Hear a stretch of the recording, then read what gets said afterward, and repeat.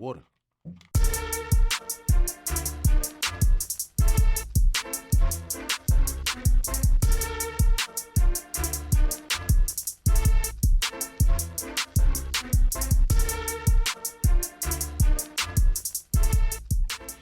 What's poppin', ladies and gentlemen?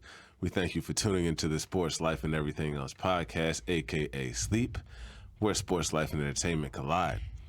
Presented by the away team and produced by Excellence! My name is Michael Roberts, aka Mike on the mic, and I'm joined by my good friend and co-host, Mr. Taylor Suber. Yo, yo, yo. Hello there. What's going on, everybody? How everybody feeling? Taylor, how you doing? I'm always good, man. Blessed by the best, man. I'm straight. Beautiful, beautiful. That's good to hear. It's always good to know when Taylor's in a good mood and a good space. I'm usually in a good space and a good mood myself, so that's part of what makes things go the way they go. You can follow us on Twitter and IG and subscribe to the YouTube page at Sleep is for You. That's S.L.E.E.P.I.S, the number 4, Y-O-U. Or listen to audio episodes wherever you find your podcast, because wherever you are, we are. Make sure y'all subscribe to the YouTube page because we trying to spread like butter. Show love, show hate. We here for it all. Tell a friend to tell 2 friends about us. In today's episode, we'll be bringing back an old segment that our listeners, from before, always seem to enjoy and like to comment on. We'll also be listing the top 5 Philadelphia Phillies of our time. And, of course, all that good sports talk that makes this the top shelf and keeps the good people tuning in. So without any further ado, let's spin. And real quick, before we get to it, we do have a guest in the building. So Taylor knows who it is. Yeah. My man behind the camera, salute to him being on deck and filming this episode for us this evening. He knows who it is. But it's fitting that we have the red table and we'll be talking about our top 5 Phillies of our time. And, got my little shirt on. Forgot my hat. I was at a game yesterday. So salute to the Stada from Nevada. Yeah, Stoddy Too Hottie is what they calling him. Yes, sir. Yes, sir. Bryson Stott being on deck. Thanks for joining us, being in the top shelf. Salute to you. They got to bring the bobbleheads back, man. He's on fire right now. Ain't that right, Taylor? Oh, he's on fire. He's probably a top 2 or 3 second baseman in the majors right now. So he's get him. He's one of them guys. Let me just pull up real quick. Actually, no, we're not going to do that. We're not going to get into that too tough. We're actually going to start off. The first topic? Yes, sir. Yes, sir. Getting away from Taylor, baseball? Yeah, exactly. Getting away from baseball. Getting to basketball, actually. Because we're in the midst of it right now. Yeah. And we see that, there's certain big-name individuals that typically, historically, we've seen go deeper into the playoffs and make deeper runs that are not currently present. We see the Golden State Warriors got sent home. We see the L.A. Lakers got sent home. We see the Phoenix Suns got sent home. We see there's other teams that are on the verge of possibly going home. Yeah, the Clippers going home clipped. too. Yeah. Yep, got clipped. Clippers got snipped. Mm-hmm. But Milwaukee got bucked. Yeah, that buck wasn't bucking. Yeah. But yeah, man, it's more than a few teams that has succumbed to getting up out of here, as we like to say. But pretty much what I'm leading up to is we're seeing that a good amount of these super teams, as we have come to refer to them as, just are not really. They not clicking like they used to. Nope. We don't got young LeBron going to the Heat no more, joining up with Dwayne Wade and Chris Bosh. We don't have that Boston Celtics team with Paul Pierce and Ray Allen and KG. The current iterations of teams, it seems, are more so getting knocked off by the teams that are constructed the right way. Mm-hmm. The teams that are constructed through the draft, they get a couple centerpiece players and they're able to build around them, fill in with good role players that fit into their system. Yeah. They can have, deeper runs if they have good bench support. But you know, that's kind of the wave. That's kind of how we're seeing things go, and the super teams are kind of declining. Plus, we're also seeing where these young guys. I don't know if super teams are really going to be their thing in a couple of years. We'll see what happens in 5 years. I mean, right now, I don't. You know, they probably not think about that right now because it's so early in their career. But once you get to that third contract, you know what I mean, and you look in your little in your cupboard and you only see a bunch of all-stars and piles of money, but you don't have no NBA hardware, no rings. You're like, oh, wait a minute, what's going on? I don't want my legacy to be tainted. So you know, exactly. It depends on who's who. That's a good point. Yeah, it depends on what they're made of. And it also depends on who else is coming in. Yeah. Because we see a guy like Ant who people are really big on right now. They're comparing him to Jordan. Y'all gotta relax. Just off the strength that he don't need that pressure. Just let Ant be Ant. But the super teams. Yeah, a guy like him. I mean, he seems like he's cool in Minnesota. I mean, the team is pretty much good around him. He doesn't seem like he's the guy who's trying to like GM the situation up and bring guys in and get guys out of there and stuff like that. He's just like, yo, give me the best y'all got. We'll go on the court and we'll go at it and we'll do what we do. I'll carry this as much as I can, and you know what I'm saying, y'all give me as much support as y'all can. Yeah, and they did the deal. He cool rocking with that. They did a deal with Gobert. Everybody laughed at the deal, but right now it's looking like it's paying off right now because now Gobert, he's just a straight center.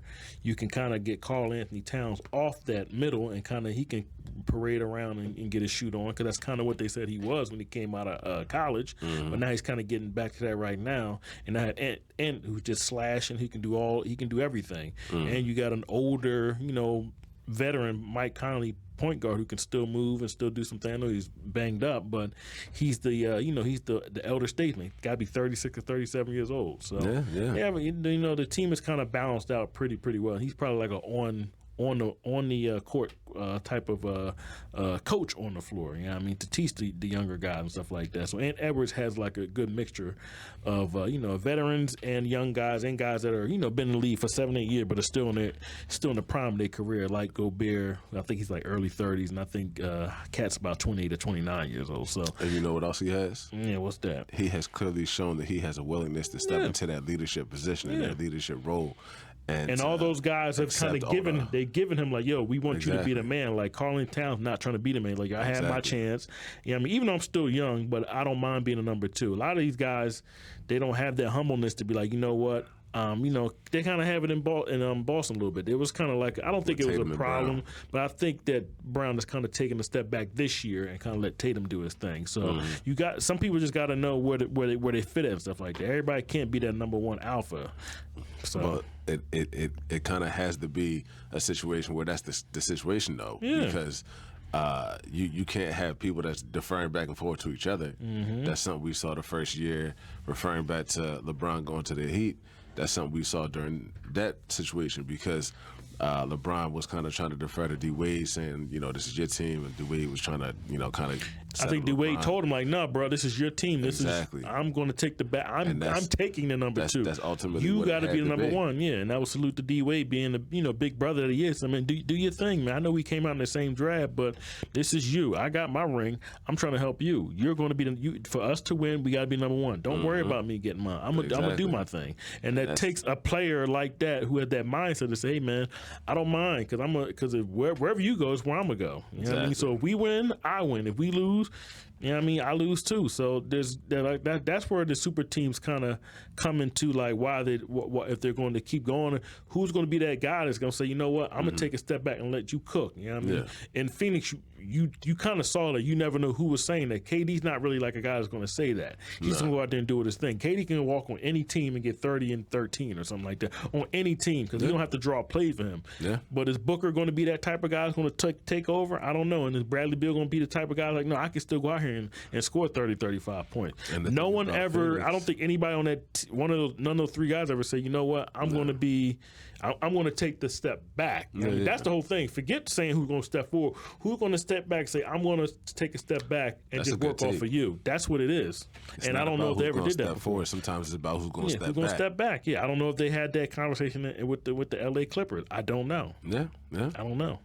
I mean, you saw. Well, I mean, with Phoenix, Brad Bill's kind of playing out of position because he's not a point He's guard. not a point guard. Yeah. And you have to have a point guard. Yeah.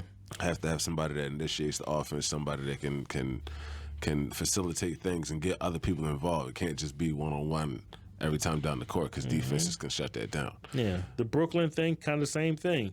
No one said, you know what, I'm going to take a step back. Harden never said, well, they were all hurt a lot too. They really got to play they didn't have very good continuity. But no one said, you know what, you're going to be we want you to be the number one. No one, there was never a definitive person saying, I'm going to be that number one. That's kind of why these things break down, because someone has to be the one that says, I'm taking it back. Say, I'm going to be the number two, number three. You're going to be the number one. Even though technically we're all number ones, I have to take a step back for this team to work. And then all these guys around us, the people that we're going to grab off the buyout or whatever, or for other teams, we have to incorporate them because it's a team. It's still going to be a team sport no matter what. It's not just about one guy going and scoring 40, 45 points. He might have to score 28, but I'm going to have to score 13. But that there's a fourth or fifth guy that we don't even think about, like quote unquote Shane Battier, who was out there getting it in and he hit all them threes and that when they got to the first championship when they was with the Miami Heat.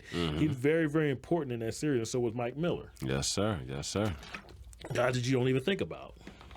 Guys that stepped up. It's always going to be a team effort no matter what. You're always going to have them guys that you need to fill in as well. That's why another reason that Phoenix came up short is because they're really top heavy. Their starting lineup was very, talent heavy with KD, Devin Booker, Brad Bill. Yeah. But the guys they had coming off the bench, it got kind of thin. Yeah, old man Eric Gordon. Yeah. He's almost out of here. Yeah. And he had some guy named Eubanks. It's just like someone had to take a step back and say, I want to get you. Yeah, we're all good, but I want to get you Grayson Allen. I want to get you up to where we're at. Yeah, you'll never beat us, but you got to help us.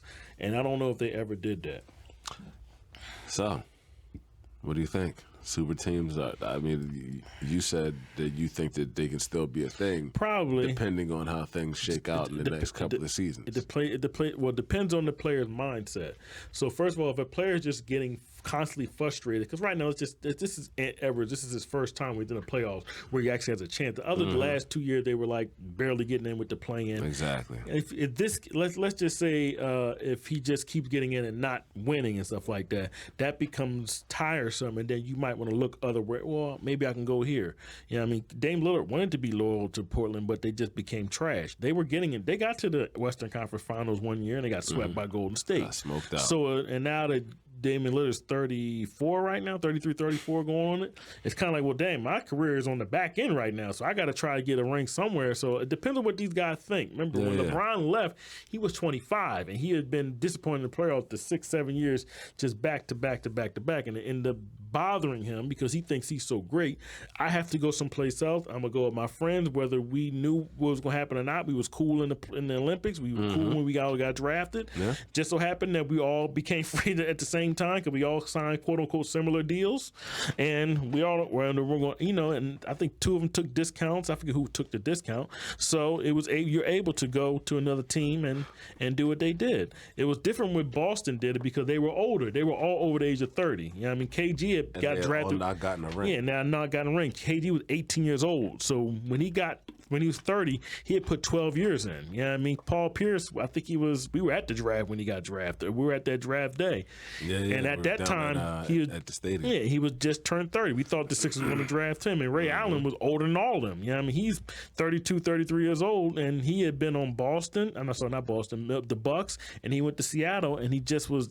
So at that time, they were older, and we thought, I have to win. We're a great player. We've done all the All-Star. We've been on Olympic teams. We've done everything. We just don't have the ring. So for them, it worked for them because they were all in their early 30s, and it worked out. So, and they got the one ring. It's a little bit different with LeBron. I think that was him, like, quote unquote, stacking the deck, because once he left one team, he took Chris Bosh from another team. You just eliminated 2 teams right there. So you don't have to worry about Cavaliers or Toronto. Now we're down here in with the Heat. So now we just took 2 teams out, and the Sixers just gave us we're just going to tank. So you got 3 teams out of it. And I think the Knicks tried to do something with was it Melo and Stoudemire, and I forget who else went up there. Maybe it was Tyson Chandler. I forget who it was. And they had Steph for a little while. No, Marbury? Steph was going by then. I forget who was on that team, but it just wasn't as good as what they had in Miami. Yeah, it just wasn't good enough. You know what I mean? And they were only, and then you had what Indiana had with a young Paul George, Danny Granger, David West. They weren't good enough to get past LeBron and back in those days. You know what I mean? So. Like I said, all depends on what point of the career you're in. If they're all around the same point in their career and they want to win a ring and they look at each other, listen, we got to band together. But I can't say if these guys won't do it because I don't know. I can't look into the future 4 or 5 years from now. What if Luka gets a ring next year, then Ant gets one next year, and then I don't know, Devin Booker gets one, then Tatum gets one. Then they might not feel like we have to band together. But if one guy is just getting all the rings, you know what I mean? If Luka gets all the rings or Ant gets all the rings. Denver continues their run. Or if Denver Jokic keep getting more rings, then MVPs. And MVPs maybe. I don't know. Jokic messes around, gets like 5 or 6 MVPs. It's going to be crazy. Yeah. He's crazy. I mean, listen, I don't know, but you know what I mean. It all depends on what happens in these next 3 or 4 years. These guys are going to quote unquote click up. You know what I mean? So I don't know. I got you. I mean, we'll see. I mean, you can say, oh, they would never do it, but I mean, these guys be on social media and people be calling them losers. And people like me, you know what I mean. So if you got people in there trolling you, oh, you ain't got no ring, you ain't got no ring, you ain't got no ring, and you 27, 28, 29, you got all these all-star appearances, you got $300 million contract, you got commercial on TV. Yeah. I got to get a ring. You know what I mean, I got to get up with somebody. So, you know what I mean, it could be somebody that's young right now that's not even NBA right now. You might want to go to that team. I don't know. So, I mean, personally, I think that's going to have to be how super teams are able to continue. It's got to be a situation where you have a collection of young guys that are really talented, maybe like an OKC. Yeah. If they didn't have Shea, or if the I'm trying to think of another collection of young guys. Like if Minnesota didn't have Ant, and they could plug in like a KD or something like that, I feel like that would have to be how the super team would have to be created. Like the guy who's the guy comes like at the end after everything else is like kind of built and established, and you have like the groundwork laid, and then that even with that, the guy that comes, he has to have a certain level of humility to come in, or he has to be so dominant that when he comes in, everybody else just falls in line behind him, and he has to have that mentality to where he's gonna lead the team and that type of thing. But I don't know. I feel like that's kind of gonna end up having to be what it is, because just putting together a collection of guys, I don't know if it's not really sustainable. Yeah, like it never really gets done in the first year. Yeah, you never really see a team that gets put together like that wins it their first year, just because it sometimes more important than talent is the continuity of the team and the chemistry of the team. If you're not playing together, if you don't know where this guy's going to be, where this guy likes to get the ball, or this guy likes to shoot from, in those pressure situations and moments, that's when people have turnovers. That's when people dribble the ball off their foot and their knee, and it ends up going out of bounds and bouncing off the ref or bouncing off the coach. So I don't know. That Boston, like I said, that Boston was different. They were all over 30. Yeah. They grabbed Sam Cassell. People forget about that. They had a young Rondo. Yeah. They had P.J. Brown that came off the bench. Real quick, the thing, Tony Allen. Kendrick Perkins. Like, that team was actually very, very good. And then they just added those veterans or something like that. That's just what they did. I think they got P.J. Brown like in a trade during that year, and then I think they got Eddie. Was Eddie House in that? Like they just grabbed the right players on that team that just worked. You know what I mean? A lot of these teams they're trying to force it, and it's kind of like, well, you're trying to force what happened. That was damn near 15 years ago. You're trying to force what happened with LeBron, and that was. Mario Chalmers happened to be a good player. You know what I mean? Was James Posey on that Boston team? James Posey was on that team too. Yes, like I'm saying, Posey. Like that was a really good team of role players. Like some nights it wasn't those three, it'd be one of the role players. You know what I mean? Rondo was a young guy. He like, I'll learn anything, and so was Kendrick Perkins. I'll learn anything. I looked up to you guys. They had Glenn Big Baby Davis, who's about to go to jail right now. They had a complexion, a team that was actually pretty good. Yeah, so it's got to be the right team. Like I just named a bunch of guys on that team that actually helped that team out. I don't think Glenn Baby didn't really play that much. I remember he was on the bench, but he got a ring though. Yeah, he got a ring, contribute. tribute. Yeah. So it's got to be the right collection of team. It got to be the right collection of quote unquote second round picks. I'm not going to take away from that, man. Yeah, no, I'm not going to take away from me either. But it's got to be. You just can't throw guys in like a pot. But all right, now you guys work it out. Well, who's our guy that we got from a second round pick out of Boise or something like that that looks up to us.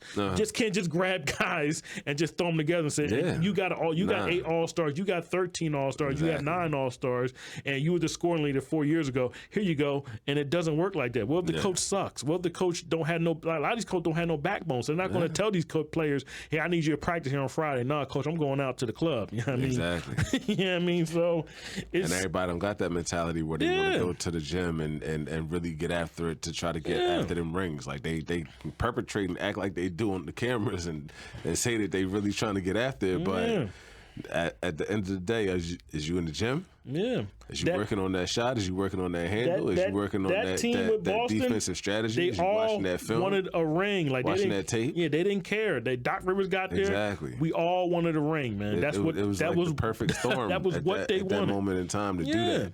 And they beat the Lakers. They beat the to Lakers. win that ring. Yeah. They beat out Kobe and Powell and Bynum. I think Bynum's on that team. Exactly. They want that. That's what they wanted. So it's easy to say that you want it, but you have to really, really want it. Those guys have been in NBA, all of them, for almost 10 plus years, and they're like, "Yo, we're over 30. We don't have no ring. We have to get a ring.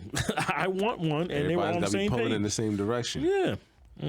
If you're not, then it's going to be chaos. I don't know what I'm saying. So it all depends on what your makeup is. I can't tell what these young kids' makeup is now. I don't know. They're dynamic players, but I don't know if it's going to be that 5 or 6 years from now. You know what I mean? What happens when Ja comes back next year? You know what I mean? So, see if Memphis can reemerge. It's funny. I heard somebody say the other day, all this talking everybody's doing about Minnesota right now. They was talking about Memphis like this, 2-3 years ago? Yeah, they was. I'm saying everybody's talking about Memphis 2-3 years ago, and then people got hurt, and then that team is a disaster right now. And they still got Jared Jeffries and Baines, who was a second round pick. And what's his name turned into a professional troll, so they got him up out of there. Dallas. What's his name? Dylan Brooks. He went to Houston. But you got to think about Houston too. They got young players down there too, with Jalen Green and everything. They got a nice little concoction. Although they said that they don't want no old guys down there. I don't blame them. I think they said that last season because they was talking about James Harden going back there when he was leaving the Sixers. James Harden was lying, and they was like, we don't want James Harden down there. He got caught in a lie. He was trying to make something happen that was not possible. And they were like, no, nigga, we never said you wanted your ass down here. Exactly. We ain't want him in the mix anyway. We don't mind you living down here, but we don't want you on the team. You know, you can live in Houston. We can't tell you where not to live, but we don't want you on this team. You know what I mean, nigga? No, you had your chance. Get your ass up out of here. Yeah, it's over. Yeah, we got all these young cats down here. No, thank you. Exactly. I don't blame him for that. Nah. Listen, you gotta do what you gotta do. Yeah. All right, bet. Well, that's going to do it for our super teams discussion. We hope y'all appreciated that, and y'all can leave y'all comments in the comment section about what y'all feel about super teams. So we're going to get back to a old segment that we did previously. Like I said earlier, it was one that people seem to enjoy. Favorite. And that's trivia. So the way sleep trivia goes is I asked Taylor 5 questions. He asked me 5 questions. We answer these questions, and depending on who gets what wrong, we decide who wins and who gets crowned in the trivia for that particular episode. So, Taylor, did you want to start it, or you want me to go first? Oh, you can go first, because I got to find one question, but go ahead. All right, bet. We might have to do some type of coin toss or something like that to see who goes first that's fine. in the future, since we can be seen now. Before, everything was audio, so you'd had to hear it and use your imagination. But here we go. So mine is mine is sports themed. Okay. I got some NBA questions. I got some WNBA. Well, not WNBA. Well, she's currently a WNBA player. But yeah. All right, so here we go. What's my man name? Victor Wembanyama was named Rookie of the Year this past season. But who was the last big man to win Rookie of the Year? The last big man to win Rookie of the Year? Yes. Jesus. Wow. Was it I'm gonna say Carl Anthony Towns. Was it him? I mean, well, technically, last year Paolo Banchero He's won. a won power Rookie of the Year. forward. He's a big man. He is a power I'm forward. thinking like a center. I mean, all right, I'll give you that. But we don't have to do Paolo Banchero. Before him, the last one I saw was Blake Griffin. Blake Griffin? he's not cutting it for you. He's like a power forward. I guess, like I said. I see the face. I see the face. I mean, I guess the Cat never won it then, right? Let me see. I don't know if Cat ever won it then. I could be wrong. Because he was a center until Gobert got there, but he may have not won though. I can't remember. What year did he play? That was 2015-16 season, I want to say. So you have to go 2015-16 Rookie of the Year. He would I got it right here. He would be considered a big man. Or you can just go with the last 10 Rookies of the Year. Cat won. Okay, there we go. Cat won 15-16. Okay, so anybody underneath there win? Did you have the last 10? You mean more recent than that? Yeah, just go. No. Just go through the last. No. Everybody's forwards and down, unless you want to call Ben Simmons that. But no, hell no. Ben Simmons ain't that. I mean, I think I deserve a half a point. You know what I mean? I don't want a whole point. You know what I mean? Because Paulo Banchero, Paulo Banchero, he's more of like a stretch four to me. Like, even though he plays power forward, I can see him running the three. Well, did you say Cat?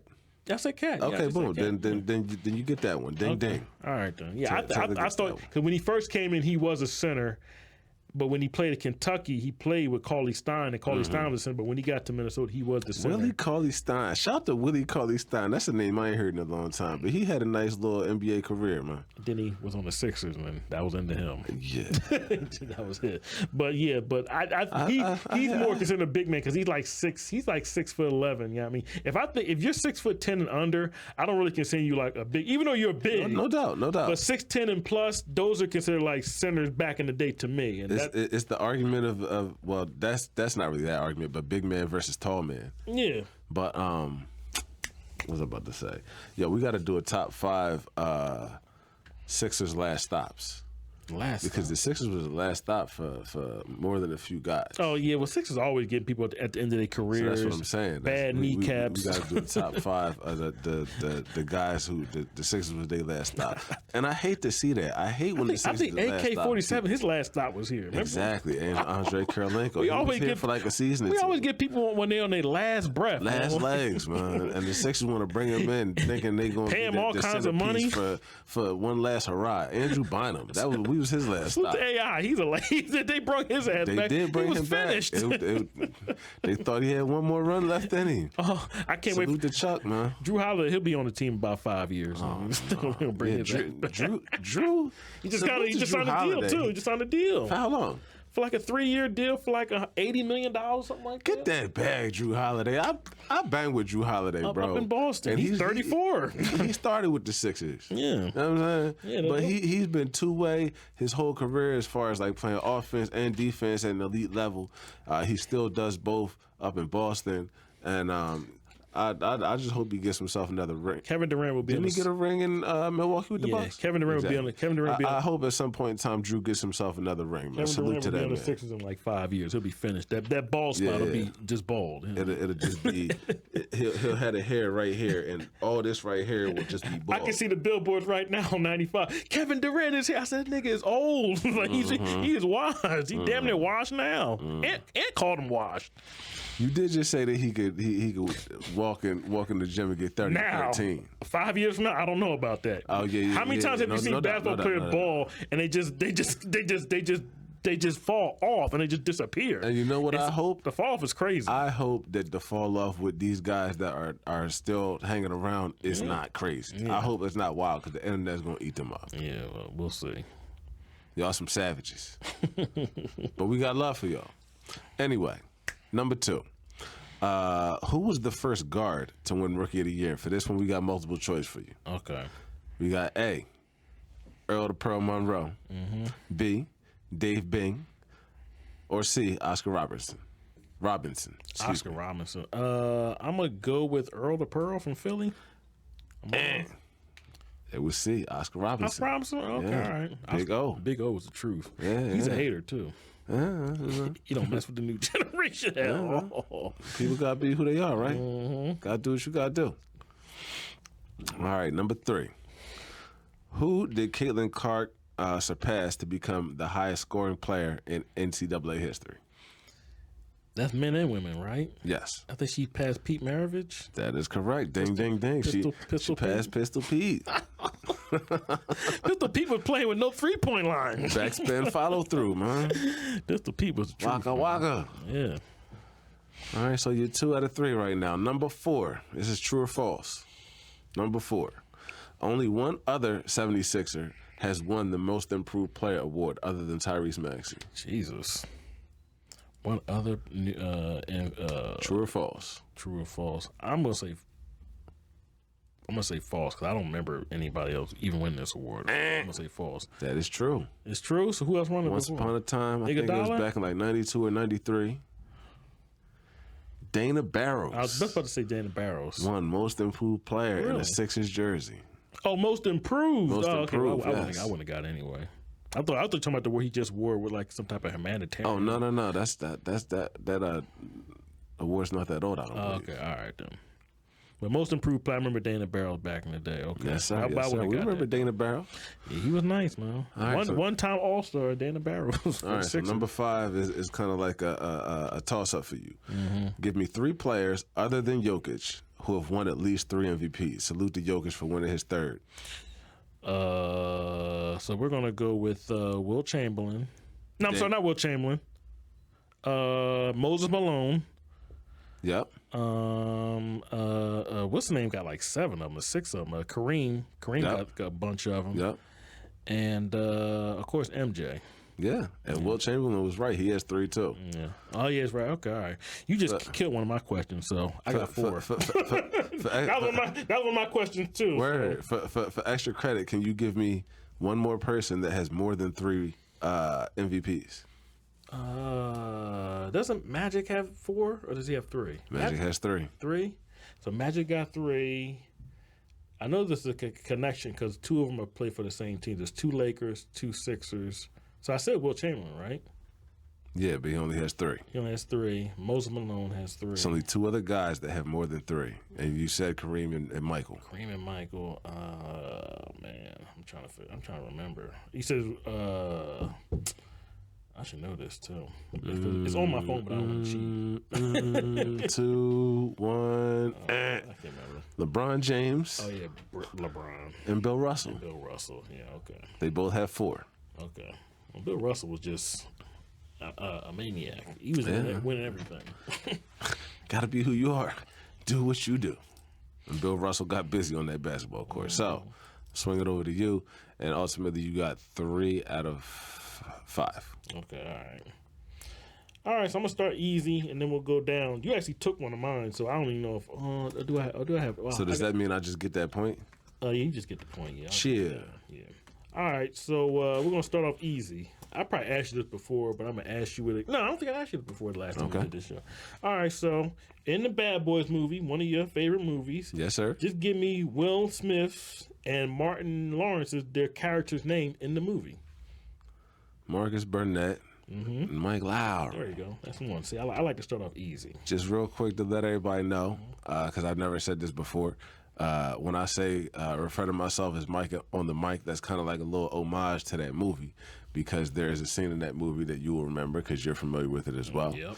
That he went to, Mike goes to Marcus's house. Will Smith's character goes to Martin Lawrence's character's house in the morning, and they get a phone call from Captain Howard, and Will Smith picks up the phone and says, "You're on the mic with Mike." So, boom. Taylor, number 2. All right, so I asked you, I think we had a show previously where we talked about a White Man Can't Jump. I'm going to do the same thing. What were Wesley Snipes and Woody Harrelson's character's full name in White Man Can't Jump? You giving me layups. Yeah. Sidney Dean and Billy Ho. Billy Hoyle. Billy Hoyle. Billy Hoyle. My name's Billy Hoyle. It's nice to see you, Billy. Good to see you. All right, now these last two, they're going to be a little bit tough, but you're going to have to go back into your previous years when you were a teenager watching wrestling back in the day. All right, let's see what we got. All right, so who were the 4 original members of the D-Generation X? 4. All right, so we got Triple H, Yep. Shawn Michaels, Yep. There's 4 of them. X-Pac. You make that face. China. China was down. China was down. And you want to go with X-Pac? There's somebody else. There was somebody else. X-Pac didn't come until Michaels left and they did that new. There's somebody else. Word. He had a suit. Ice grilling. Former wrestler back in the day. Ravishing Rick Rude. Oh, no.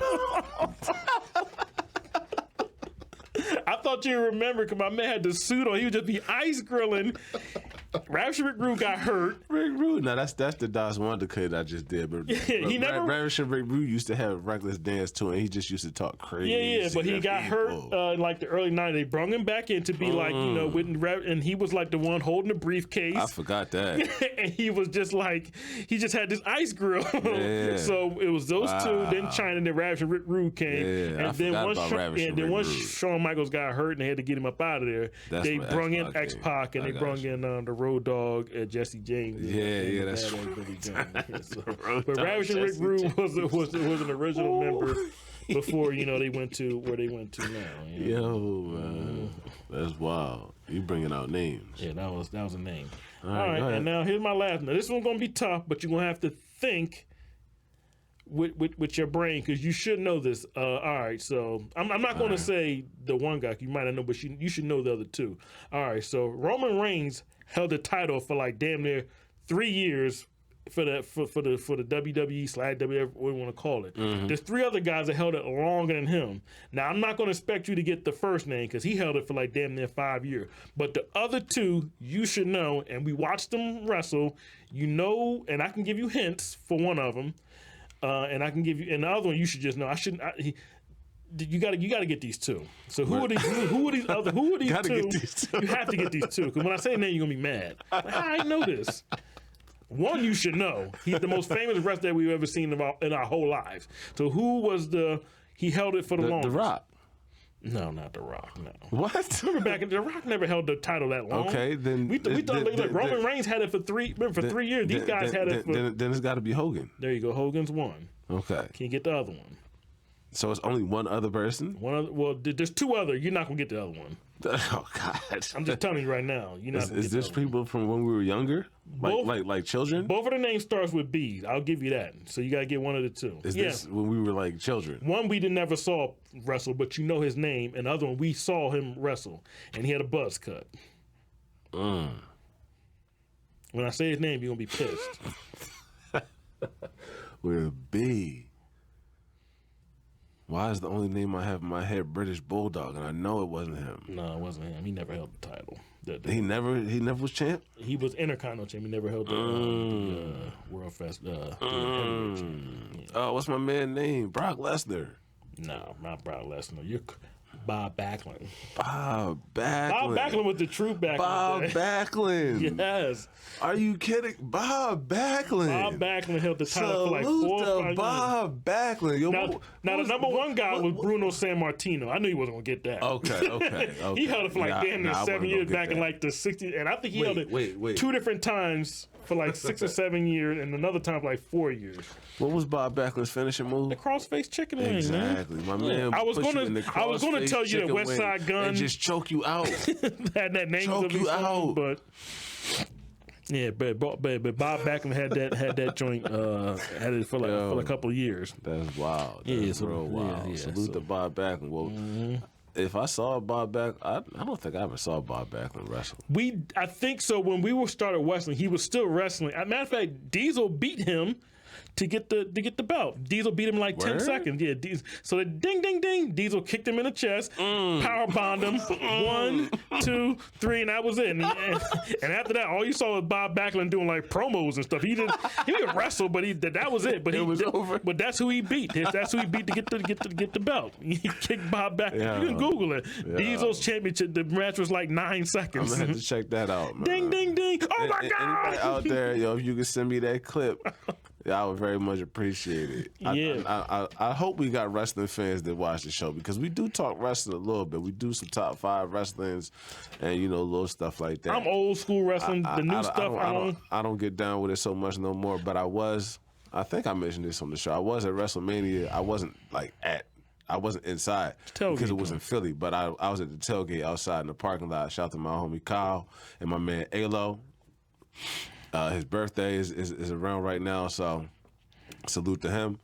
And and everybody else I was out there. We had a good time out there with the little mini barbecue, you know what I'm saying, cooking it up and doing what we did. I had to salute my man Roman Reigns. He had it for damn near 3 years during the pandemic and everything like that, defending his belt. You know what I mean? That's The Rock's little cousin. He brought his little cousins in there with the Usos. You know what I mean? Yeah, defending them. I mean, anytime you have a title, you gotta have a gang. You know what I mean? To help you out. You know That's what I mean? a fact. You gotta have a squad. Paul Heyman is his whatever spokesman, whoever he is. So Roman Reigns, who played NFL football, and then he got hurt and he became a wrestler. So yeah, he was a true played with Calvin Johnson at Georgia Tech. You know what I mean? So he was a football player, like a defensive end or something like that. Got hurt after he signed a free agent deal, and then he was kind of like The Rock, going like, I don't know what I should do. And they said, take the family business. All your brothers and your father and all them, they wrestle. So go ahead. And that's what he did. He's I think he's like a third generation. He might be a second or third generation wrestler. You know what I mean? So I got to give him credit for being being the champion for these 3 plus 3 or whatever 3 years, whatever it was. That's impressive. Yeah, they don't do that back in the day during the Attitude Era. You would have it for 1 month, and then you would be. It would go from the Undertaker to Triple H to Shawn Michaels to The Rock to Stone Cold to Mankind back to Undertaker. Yep. The next night he would lose to The Rock. Like back in them days, the title was going hectic, all over the place. So, but in the 70s and the 80s, you would have it for 2, 3, 4, 5 years. You know what I mean? Yeah. And you was fighting too. You know what I mean? So you was defending it. You know what I mean? So yeah, Hogan was 1, and Hogan was 3. Bob Backlund was 2. I think Roman Reigns is still number 4. At least I got Hogan because I wasn't gonna get Bob Backlund. Oh man, yeah, and I knew you wasn't gonna get. Bruno Sammartino is like a name that you hear, you just think about wrestling. You know what I mean? When I hear the name, I think of Griselda. I think of West Side Gun talking about him. Bruno Sammartino. I was going to give you that hint, but I gave you the buzz cut. Like, come on, man, Bob Salute the West Side. Bob Backlund, he was the truth, man. Crossface chicken wing. No doubt. That crossface chicken wing, you had people hemmed up, just all like this, all up under here with it. Just. All right, bet. Well, we got Stott here on the table, bobbleheading it up. We got our red. We got my Phillies going on. Phillies are doing their thing right now, kind of putting their foot on people's necks. Yeah. Holding down that top spot or around the top of the MLB right now. Yeah.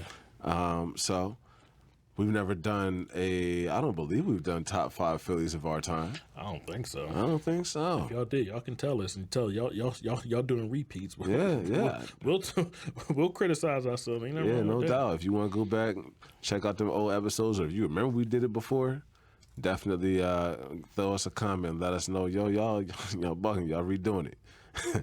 But that's what we're gonna be what we're gonna be listing off tonight is our top 5 Phillies of our lifetime. So at number 5 on my list, I have a Philly who was on the team during the point in time when they won the World Series back in 2008. He was a pivotal part of that team, and he had been with the team for a while up to that point. But that is one and only Cole Hamels. Left-handed pitching sensation. He got his start here. I believe he was drafted here. Yeah, he was drafted here, absolutely. And he was here for the better part of his career. About 8 or 9, about 9, 10 years. And he just stuck it out. He got better. year after year, and eventually they was able to put some better pitching around him. And the team had just been together for a good period of time as far as other guys that were big parts of that team as well. I'm not going to start throwing out names right now because I got other names on my list. But he was a big part of what was ultimately able to bring home that World Series and enable me to see the first one in my lifetime. World Series MVP. That left-handed was, man, he was filthy. That long delivery, throwing it right down the pike. Yeah, he wasn't scared. Always got salute Cole Hamler. That's my dude. Yeah, no doubt. So that's my number 5.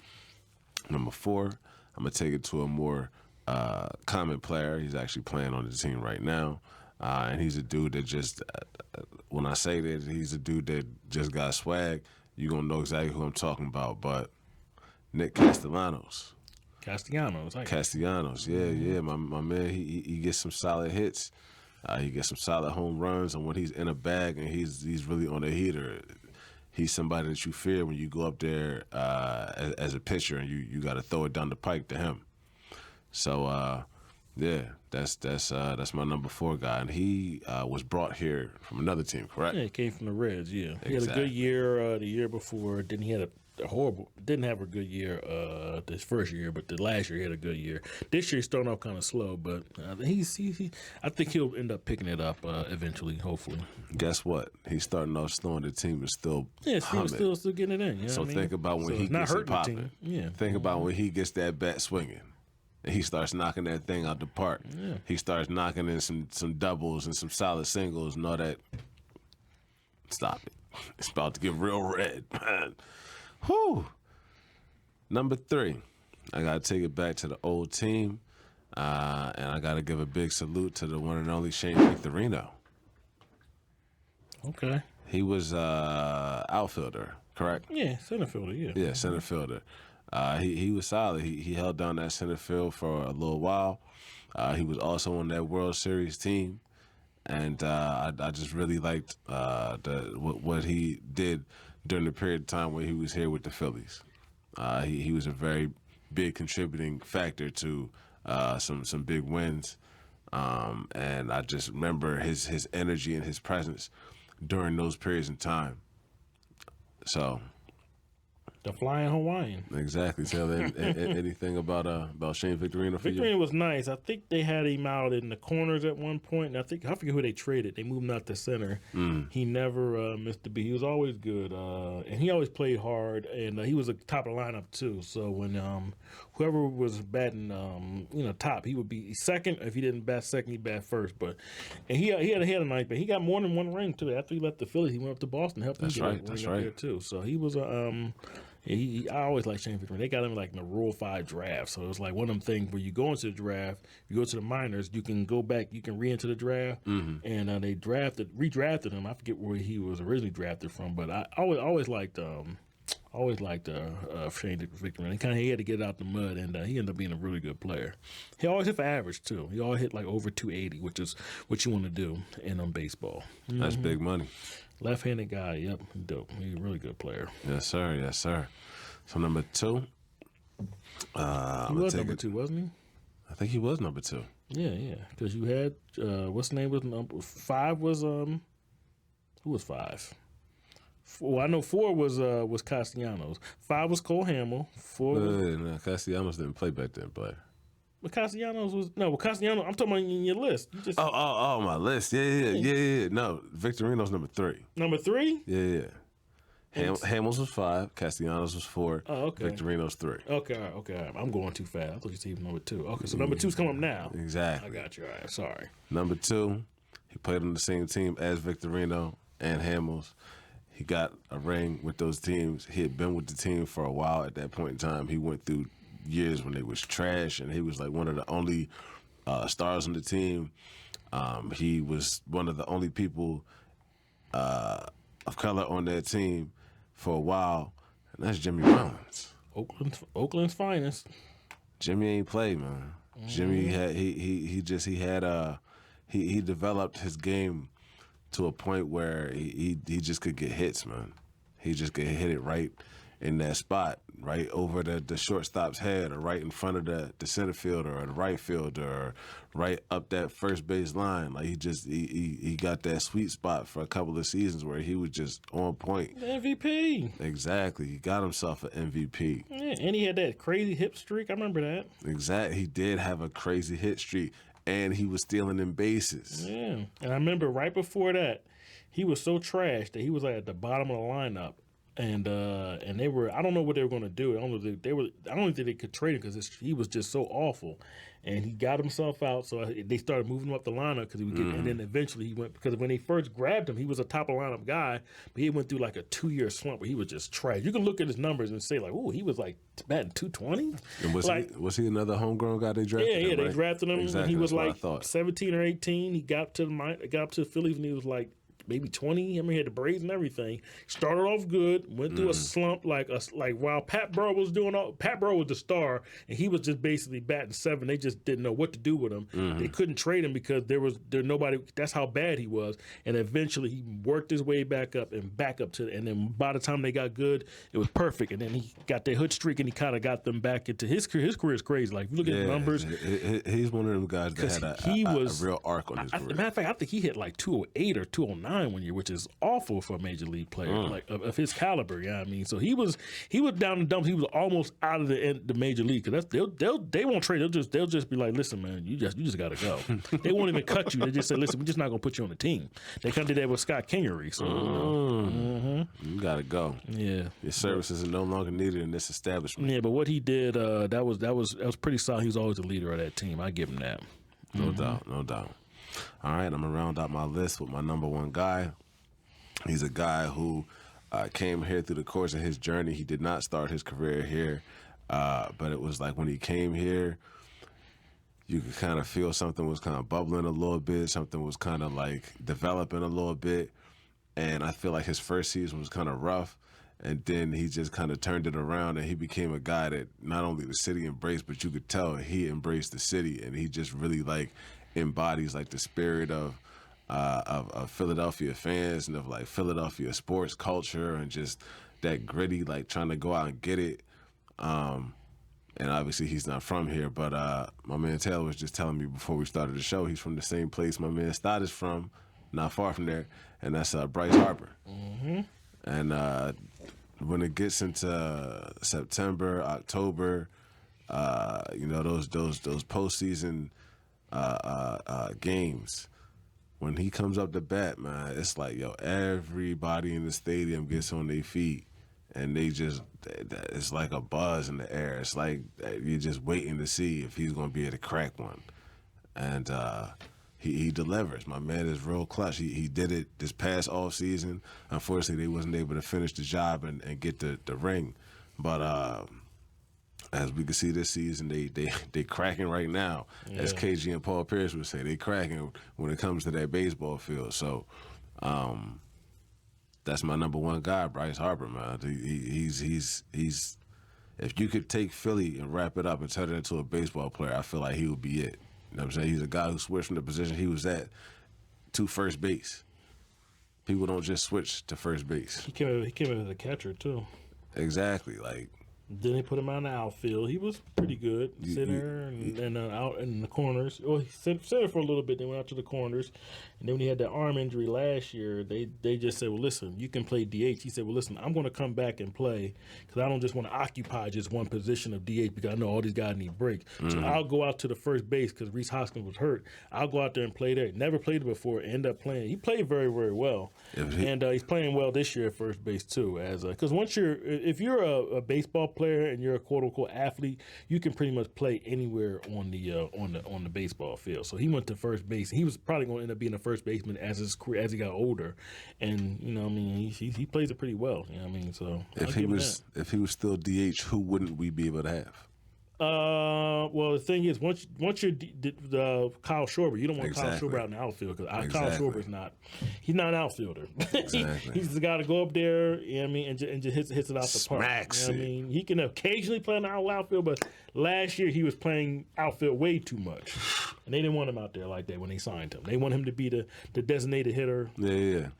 But when Bryce got hurt with the arm and stuff like that, or the elbow, that was the only position he could play until he built up the strength to throw. So, and he's like I said, pretty good for it. I know Reese got his job taken, but I wasn't really a big fan of Reese Hopkins. So, that's my opinion.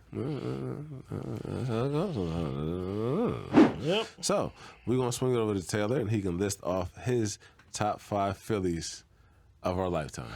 All right, so I had to pick between two of these players. I didn't snatch anybody off your list, right? No. Cool. I think maybe one guy might be on my list, but Luckily, we don't really bump heads when it comes to our list.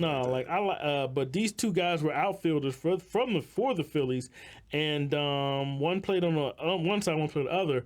But I always liked Jason Worth. He's my number 5. Jason Worth. That's a big name. Yeah, so when they signed him, they just took a chance on him. He was a really good prospect for the Dodgers, but he had missed the whole year prior because his shoulder was just wrecked. So he had to rebuild his shoulder. So when he came to the Phillies, they weren't expecting that much from him.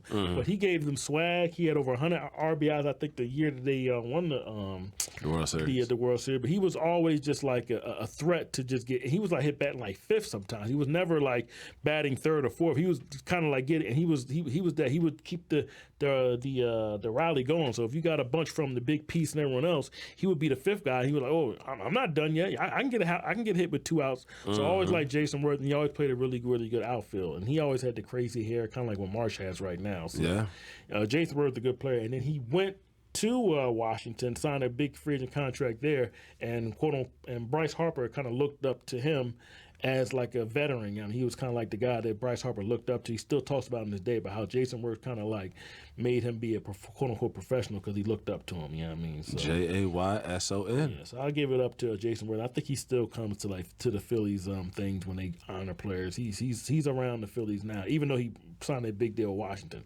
You know what I mean? So he's my number 5. That's what's up. My number 4 right now, I mean, he's the Cy Young right now, and he's unhittable. And me and him got the same birthday. I got to salute to my man, Ranger Suarez, man. My man's out there. He's undefeated as I'm talking right now. I don't know what he's going to be when the show premieres, but he's the man. He can't. And the thing was, when Ranger first came up, he was throwing 97, 98, 99. But there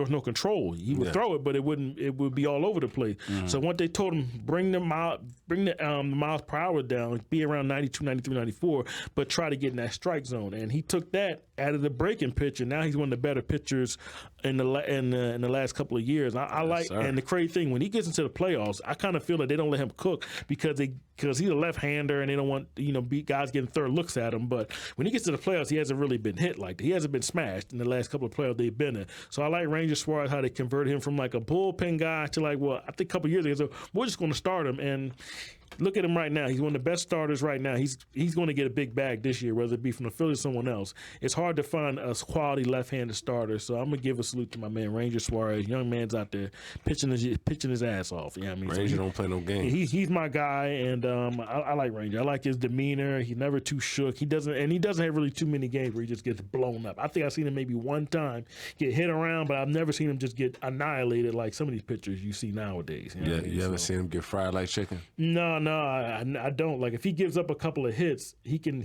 And the one thing about he can fill his position, which a lot of these pitchers can't. So the ball comes back to him, he's not running or scared. He'll pick the ball up with his hand and he'll make a joke out of it. He'll just be laughing.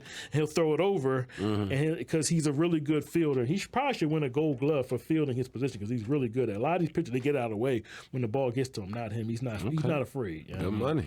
So he's my number 4. I agree. My number 3, he probably won't be on no one's list, but he's going to be on mine because when I first started baseball, I saw this man out in center field, and I said, it's a black man playing center field. That's my guy. Put some respect on my man, Doug Glanville, man. Doug Glanville.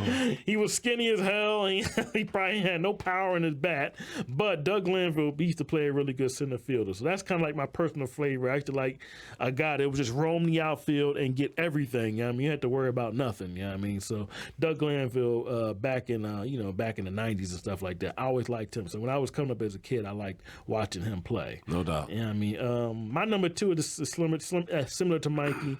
Jimmy Rollins was just I mean, whatever Mike you just said times 2. Former MVP. I did take somebody off your list. Yeah, I just said just one guy. Yeah, Okay. I can't not have Jimmy Rollins not on the list. Like he was, I remember watching him when he first came up. He had the nappy braids, and the team. It was just him and a bunch of bums. You know what I mean? He was getting it in the late '90s, early 2000s, and he finally got his just due. And the team got good, and they were in the playoffs. And he was like the catalyst of getting on base at the beginning and getting it in. You know what I mean? So yeah, man, I got respect for Jimmy Rollins. That's my guy. You know? So he's, like I said, former MVP. He think he's sportscasting right now. He needs to be an MVP. I think he got 2,500 hits. Usually if you get 3,000 hits, you're automatically in the Baseball Hall of Fame. He's got about 2,600 hits. But he's a former MVP. You know what I mean? And he has a championship ring, been to the World Series twice. Yep. You got to get him in the Baseball Hall of Fame. Baseball Hall of Fame might be the hardest to get into. All the other ones are easy to get in. Baseball is kind of hard. You know what I mean? Because, politics and stuff like that. Jimmy. But number one is another MVP that won the championship ring with the Phillies. I got to salute my man Ryan Howard. I feel like he don't get enough credit because people was hating on him because he struck out. But the thing is, when you're a home run hitter, you're going to strike out a lot. Exactly. But when you hit that ball over the fence, and I think he had like 58 that one year, something like that. He used to. I mean, man, oh man, oh man. That swing. Yeah, powerful. Powerful. And I remember when they first brought him up, they didn't know what to do because they had Jim Thome. And Jim Thome was kind of like the white version of him. So they said, well, listen, he can't be hitting all these home runs in the minors. We have to bring him up now. And as soon as they traded away Jim Thome and brought Ryan Howard up, they didn't regret it. He got the Rookie of the Year the first year, and the second year got the MVP. I mean, so Ryan Howard was just that guy. It was a sad how the way his career kind of ended with the injuries and stuff like that. But those first 2, 3, or 4 years of his career, he was on it like he was on a like a Hall of Fame pace until he tore his Achilles in that playoff. But Ryan Howard's always gonna be my favorite guy. He was feared, and let's just say if you did quote unquote strike him out or something like that, or you had to be careful with him because if you made a mistake, he was sending it through the all the way out to the other side of the park. You know what I mean? So Ryan Howard, the quote unquote big piece. You know what I mean? That's my guy from back then. I remember him coming up. I remember he's in a minor and said, "There's a kid that's just hitting all types of home runs, and we don't know, but he only plays one position." So I like how they made room for him. And he always gives Jim Thome credit. You know what I mean? Jim Thome said, no, bring the kid up. I don't mind where I go. So they traded Jim Thome, who I liked back in the day too. And they brought up Ryan Howard and they ended up winning all those playoff games. And they went to 2 championships back to back and won the 1 year. So I always give Ryan Howard that credit. He was that guy. He got out the month. He was like maybe a 15th or 16th round pick. You know what I mean? So he did his thing. You know what I mean? So if you didn't mention him, I was going to mention him next in my honorable mentions because I definitely got to salute to Ryan Howard. And I always remember the commercial he was in. I think it was for one of the MLB The Show games. Yeah. But he was like, I came up knocking balls out of my yard. And now I knock balls out of other people's yards. Yeah. And I just remember it was real tight. He had a Subway commercial too. And at that period, he was a Subway guy for a little while.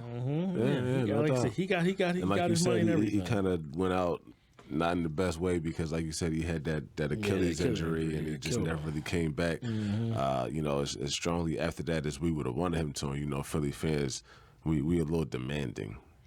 But the time he was here was very exciting because when he would come up to the plate, you could hear people like, oh my God, they would anticipate a strikeout. And I think they were kind of hard on him because he did strike out a lot. But it's like when you hit a lot of home runs, you're going to strike out. I don't care. Kind of like what Kyle Schwarber does right now. Gotta take the good with the bad. Yeah, he hits a lot of home runs, but he's going to strike out a lot too. But when he does hit that home run, you're going to be excited, because he's going to put 2 or 3 numbers on the board, and that's what you want in the baseball game. You want to put some crooked numbers up on the board, and that's what Ryan Howard did. He always did come through. Now I think in that World Series he didn't, but the series coming up he came through. So I'll give him that. Yes, I will always give Ryan Howard that credit. He's that dude. He was the big piece, as what they called him, for that team to make it to go. So for Pat Burrell and for Jimmy Rollins and for Chase Utley and for all the other guys, Chooch all those guys and everything. That was my other honorable mention. Chooch! Yeah. All those guys, he had to Carlos Ruiz, baby. He had to get it. He had to do his thing. You know what I mean? So he kind of made that whole. If he wasn't hitting good, then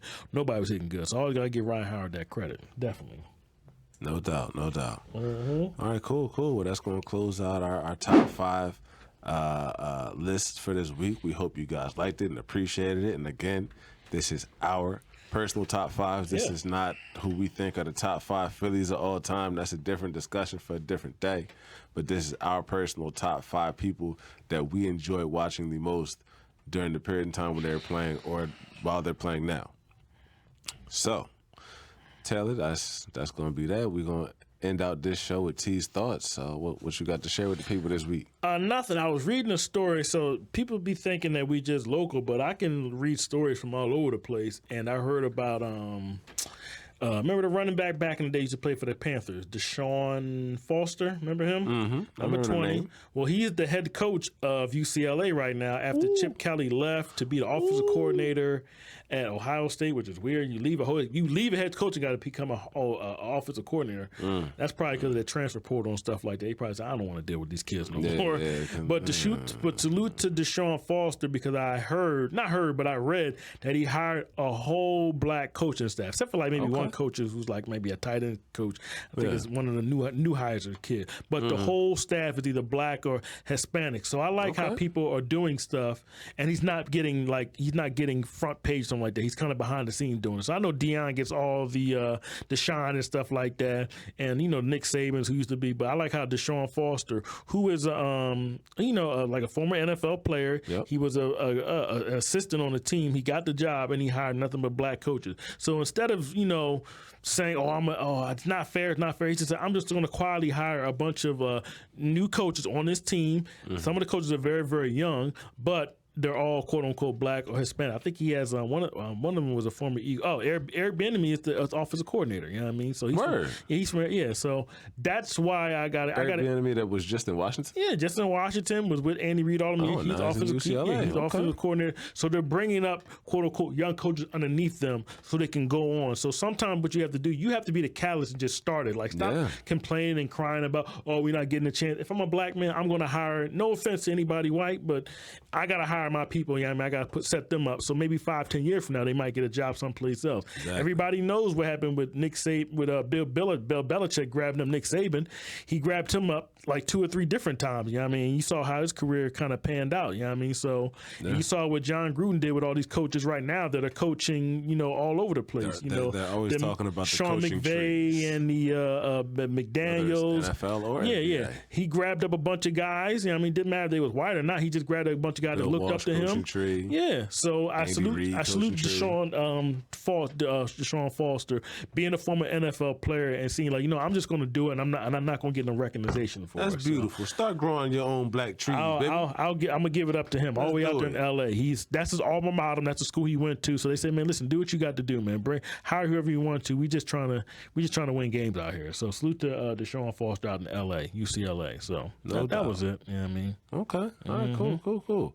Well, we definitely like showing love and saluting people and bigging up people that's doing positive things and good things. So if you got anybody you want to add to the pot, throw into the shuffle, definitely shoot us a DM, let us know, and we'll review it and see what we come up with.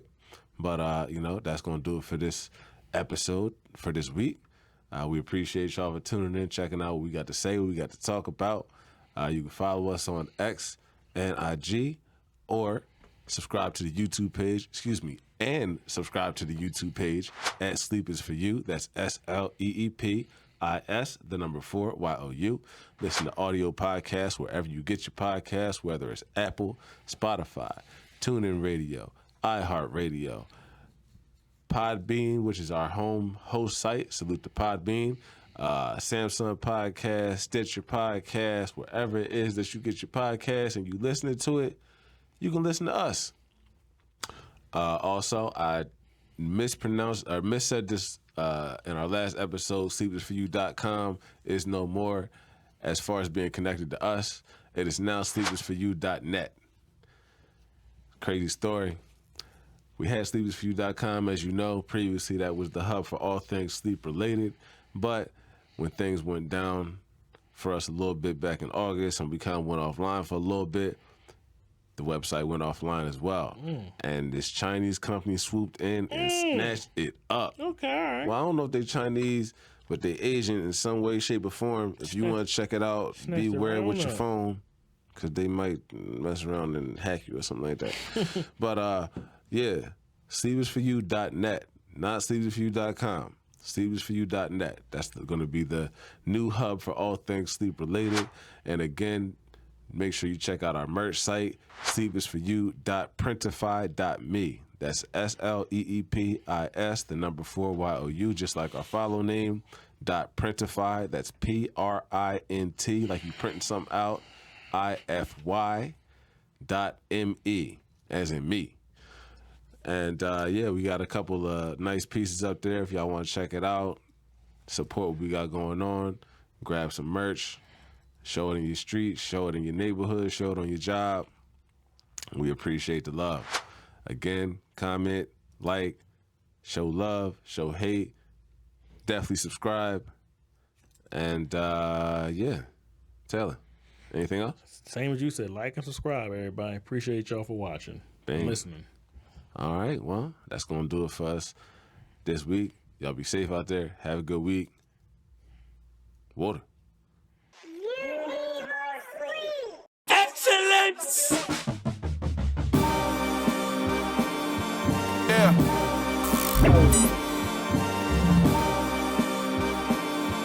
We back.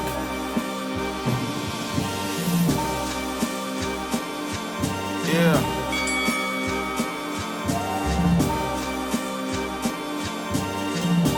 The GP will see you now. Look, free to return to that emo rap. Ain't no kilo stash. Augusta's son had to reload that. Daddy gone, but his legacy strong. How do you figure? I too thought I'd be dead, all things considered, but I'm living, thriving and growing, fighting opponents that I'm with it. Striving to know who died for the lowest, don't you get it? The industry hopers try to control us, I ain't with it. I got me a goal that's highly explosive with my wife and my baby. What I'm writing is weighty. Call me S.O. or Bebenberg, they knighting me lately. Stand where the light is, feeling lighter, delighted, and maybe I'm getting grown. Nothing wrong with Bible and Baileys. I open up the text, got my mind closer off the edge. Goes the architect, I ain't gotta go to your connect. I gotta go direct, him and I through the sun up.